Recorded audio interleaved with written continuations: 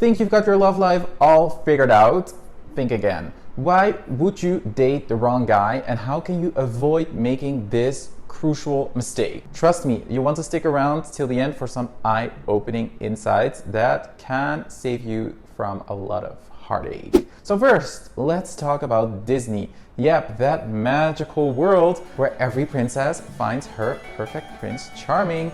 These fairy tales have set the bar sky high for love, creating vast industries designed to inflate our expectations of romance. We grew up dreaming of that perfect, effortless love story, but reality often hits us hard afterwards. In the real world, there's no such thing as perfect fairy tale love. On top of that, it's really hard to be vulnerable. And we often choose someone we think gives us the love we deserve. But what if you haven't experienced a lot of love in your life? Your standards of love can be biased and are very personal. And you might end up dating someone very mediocre. It's like trying to find a diamond in a pile of rocks without ever having seen a diamond before. Yes, that is a challenging task. Now let's talk about childhood a little bit. If someone grew up with alcoholic parents, they might have learned that love is instability and alcoholism. This becomes their norm. So as an adult, they might feel strangely attracted to partners who are unstable or have substance abuse issues, because that's what they were raised with. Their brain associates love with chaos, even though it's not healthy or it's not even conscious to them. And on another note, being loved and adored is usually very easy. And I mean by that being on the receiving side of love. We all crave that. And when someone shows us a lot of affection, it feels great. But how about loving someone else? That's a whole different story. And how about loving someone unconditionally? Because really loving someone means accepting them for who they really are and not some idealized version we have in our heads. Then love is not suffering or something you have to earn. Yet, sometimes we find ourselves in relationship with people who aren't really good for us.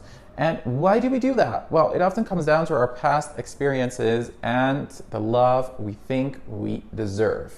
It kind of taps into the story of the alcoholic parents, right? When you are young, you learn in your family environment what love is. So if you were raised in a complete chaos and an unsafe environment, that's what you think is love unconsciously.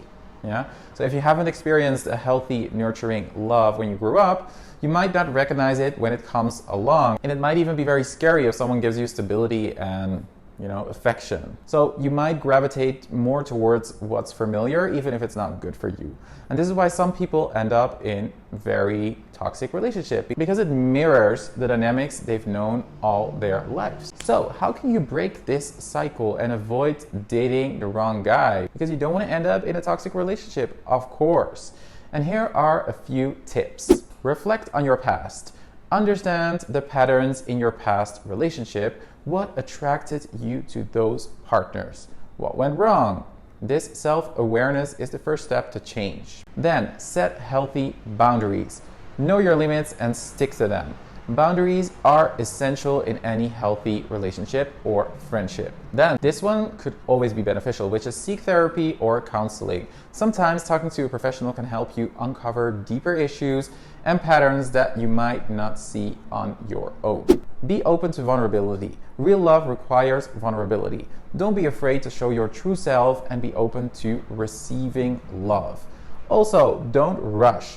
Take your time getting to know someone. Love isn't a race, and rushing into a relationship can often lead to overlooking red flags. And trust your instincts. If something feels off, trust your gut. Don't ignore red flags just because you want the relationship to work.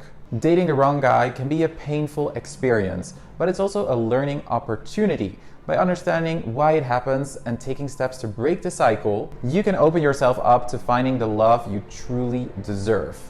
Thanks for watching. If you found this video helpful, don't forget to like, comment, and subscribe for more insights on gay love, relationships, and dating.